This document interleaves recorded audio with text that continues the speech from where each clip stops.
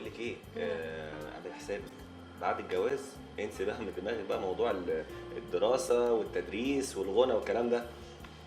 ايه ده ايه ده ايه ده يا ماجد؟ بقول لك ايه يا حضره الظابط، انسى اصلا الكلام ده خالص.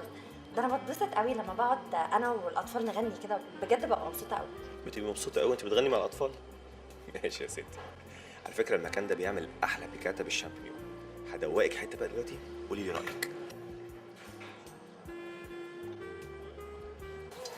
بس كان النهارده كان يوم هايل.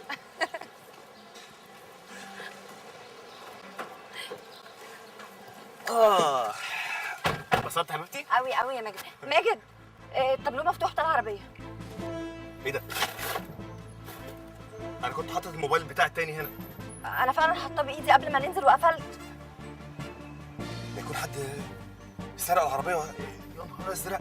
الفستان يا ماجد لو اتاخد الفستان. ايه ده؟ يا نهار اسود، الفستان اتسرق. الفستان ابو 40,000 جنيه؟ ده ايه النحس ده يا ربي؟ انا مش هسكت، انا هشد كل الناس اللي ماشيه دي على اسمي دلوقتي حالا. ايوه يا باشا انا اهو. باشا انا هوريك الباشا هعمل فيك ايه. انا مش هسيبك الا لما احطك في السجن بايدك دي يا حرامي. سيبني يا باشا انا ما عملتش حاجه. اطلع انا بالحاجه. اصل العربيه بتاعتنا حد فتحها وسرق الحاجات اللي جواها. انا بطالبك بالقبض فورا على كل مشتبه فيهم في المنطقه دي لحد ما تجيب لي الحرامي اللي سرق مني الحاجه من العربيه. ارجوك يا ست مقدم هدي اعصابك شويه. معلش حضرتك هدي اعصابك، اصل انت ما تعرفش الحاجات اللي اتسرقت دي قيمه قد ايه. وانا يا فندم مقدر اللي هو فيه، ووعدك انها اتخذ اللازم، واول ما اقبض الحرامي هتصيب ست مقدم فورا. خلاص بقى يا حبيبي ما تعملش في نفسك كده. يا حبيبتي دول 40,000 جنيه. 40,000 جنيه يا منى اترموا في الارض. يا ريتنا كنا خدنا الفستان معانا واحنا بنتغدى. حبيبي ده قدر ربنا، ومحدش عارف كان ممكن يحصل ايه تاني اكبر من كده. وخلاص طب ما الظابط طمنا وقال لك ان هو هيكلمك وهيمسك الحرامي. انا اللي مزعلني وخايف منه الحاج مرشدي. الحاج مرشدي لو عارف هيتعب زياده، وهو اليومين دول عيان. لا ما هو بص، احنا ما نقولوش وما نجيبش سيره خالص بقى عن الموضوع ده. ايوه حبيبتي صح كده، احنا ما نجيبلوش سيره خالص. ها وربنا بقى يعوض علينا. تمام يا باشا. سيد المرشد بره يا فندم. هاتوا بسرعه. تمام يا فندم. يا مساء الهنا والتجلي حسب التوقيت المحلي. كله تمام يا باشا، وال 40,000 جنيه موجودين هنا في الشنطه.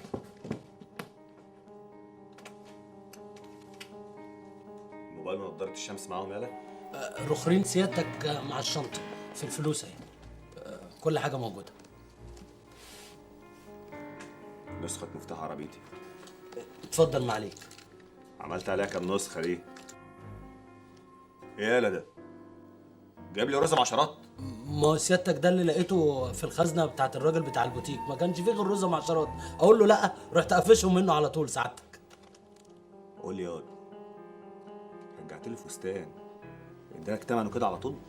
لا بصراحه سعادتك هو في الاول زمزق شويه، وقعد يقول لي ان البضاعه المستباعه مش عارف لا تسترجع ولا تسترد وشويه حاجات كده ما فهمتهاش. بس انا قلت له ايه، قلت له لا الفستان ده يخص ماجد بيه المرشدي يعني سعاده الظابط والكلام ده. الراجل خاف وقهرب وقال لي لا لا لا لا هات الفستان، وراح مديني الفلوس على طول سعادتك. طب امسك، مش خساره فيك. ليه بس سعادتك كده؟ يعني خيرك مغرقني. اخفي. تحت امر معاليك يا فندم. عن اذنك.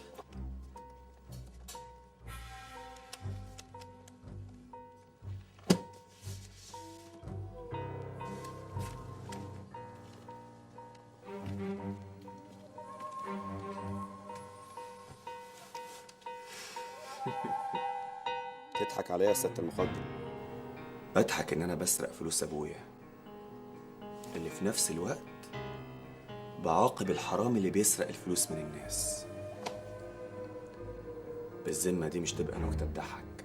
احنا مش اتفقنا المرة اللي فاتت ان الجوازة اللي ابوك عايز يفرضها عليك دي تطلع منها بأكبر مكاسب ممكنة؟